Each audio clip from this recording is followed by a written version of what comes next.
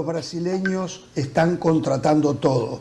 Claro, no contratan a los jugadores de la primera línea porque todavía no les alcanza la tela para con ello, pero están contratando jugadores de muy primer nivel que se están volviendo a Brasil y están aplastando en Copa Libertadores, en Copa Sudamericana. No sé de dónde sacan tanta plata porque me cuentan, a ver, no tengo datos fehacientes, pero dicen que económicamente Brasil está muy mal. Sin embargo, en el fútbol el dineral que hay en Brasil es una cosa de locos. Diego Costa, que ganaba 10 millones de dólares en el Atlético Madrid, está jugando en Brasil. Tal vez no ganando 10 millones, pero sí ganando 5 o 6. Esto es lo que siempre hemos hablado nosotros. Y después se festejan a esos equipos porque son ganadores, porque tienen estirpe, porque la camiseta pesa. Es un cuento, señores. Es plata. Es plata, claro, que tienen o que piden prestada, pero es plata. Es lamentable lo que está pasando. Está bien, ellos tienen cómo conseguirla. No sé si no se están endeudando. El tiempo dirá si están haciendo lo correcto o están haciendo cualquier cosa en nombre del triunfo. Pero es lamentable, perdemos la competitividad, algo que nos enorgullecía a los sudamericanos que había en Copa Libertadores, en Copa Sudamericana. No. Los otros días, Barcelona de Ecuador evitó que fueran cuatro equipos brasileños en semis de Copa Libertadores. O sea, ¿en qué estamos? Mucho no significa bueno. Por eso yo volvería campeones y subcampeones, Copa Libertadores, totalmente, 2 por país, y entonces ya no habría más ese problema. Sí, José. Totalmente.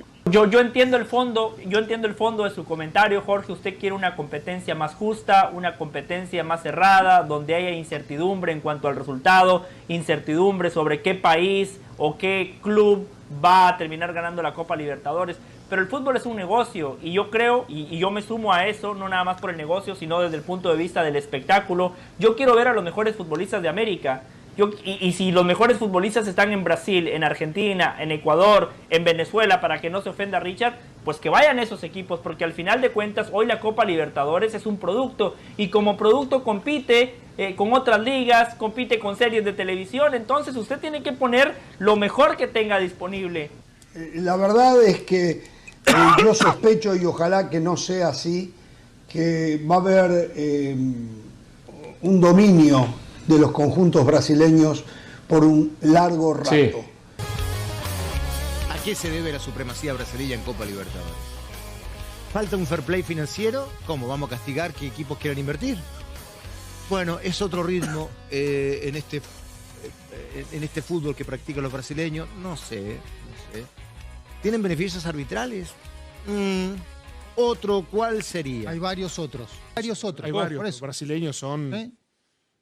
Esencia son buenos, digamos. De técnica. Técnica y físicamente son también. rapísimos. Dale, Fernando. Y eso significa que nosotros tengamos que, en razón de lo que tú estabas diciendo, que resignarnos así simplemente, ¿sabe qué? Los equipos chilenos y los hinchas chilenos, mire, ¿sabe qué? Cada vez que haya Copa Libertadores ni se interese porque no va a pasar nada. ¿Sí? Ah, esa es. ¿Sí? No, esa es. Siempre nos ganaron.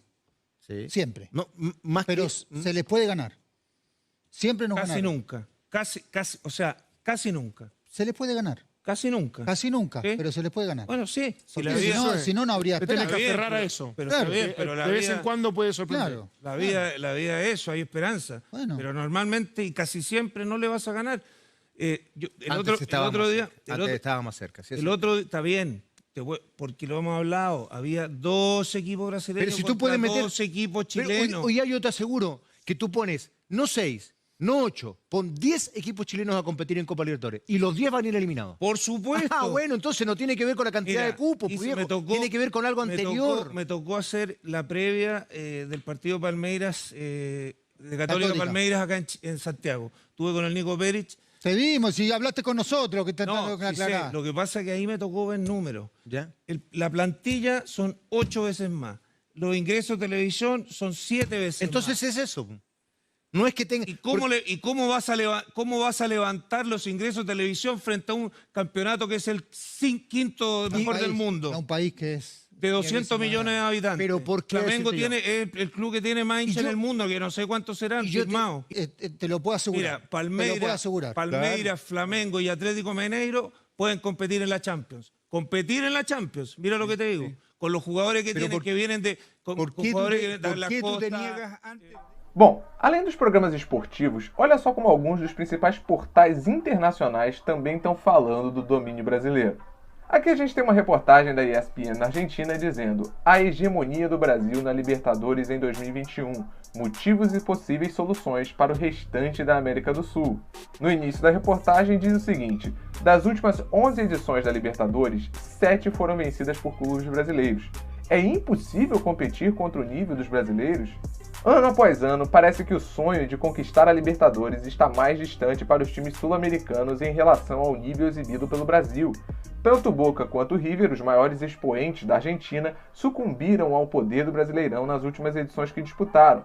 No caso de Uruguai, Colômbia, Chile, Paraguai, Equador e Peru, as chances de coroação estão desaparecendo e seus times copeiros mal sonham em poder chegar a uma fase decisiva.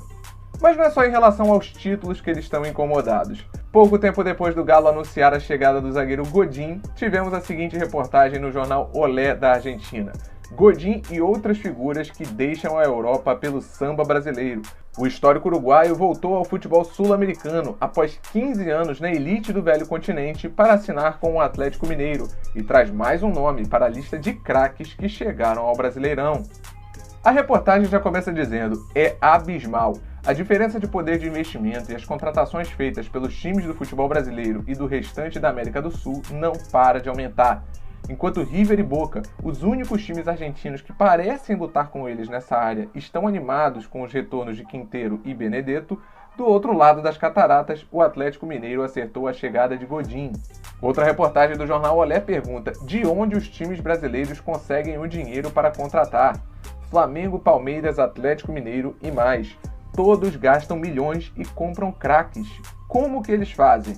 A reportagem começa da seguinte forma: o Corinthians quer Cavani ou Luis Soares, o Flamengo atrás de Coutinho, Palmeiras e Atlético Mineiro com elencos repletos de estrelas querem mantê-los e querem ainda mais. Todas essas manchetes aparecem semana após semana nos principais portais brasileiros que acompanham de perto o futebol do país. Os exemplos anteriores são suficientes. Felipe Luiz, Hulk, Davi Luiz, Gabigol, Felipe Melo, Diego Costa. A lista poderia se estender por várias outras linhas para provar que essas notícias não são apenas especulações jornalísticas. E isso sem contar os craques que em outros momentos já teriam ido para a Europa, mas que o dinheiro brasileiro consegue mantê-los em suas equipes. A verdade é que a dimensão do mercado desse país, composto pela impressionante distribuição de prêmios, venda de jogadores de futebol em muitos milhões de dólares e a venda de direitos de transmissão dos jogos, permite que os referidos clubes joguem efetivamente numa outra liga. É assim que eles fazem a diferença com seus rivais nas Copas organizadas pela Conmebol. O Flamengo, por exemplo, tem o elenco mais completo da América do Sul. Apenas Atlético Mineiro e Palmeiras competem no mesmo nível. O clube carioca é o mais sólido financeiramente do Brasil e deve muito aos seus milhões de torcedores que lotam estádios, compram camisas e geram renda. O Palmeiras também tem milhões de motivos para contratar. Ao se sagrar campeão pelo segundo ano consecutivo, conquistou o prêmio 2 vezes em apenas 2 temporadas, pelas quais acumula mais de 45 milhões de dólares. Nem tudo isso vai para os cofres do clube para que os dirigentes decidam o que fazer com esse dinheiro, mas muito vai para o elenco e a comissão técnica como um bônus pelos objetivos. Além disso, o Verdão acertou agora com a Globo um contrato de 3 anos, em troca de 150 milhões de reais. Um número impressionante que poucas equipes na América do Sul podem alcançar apenas pelos direitos de imagem de televisão.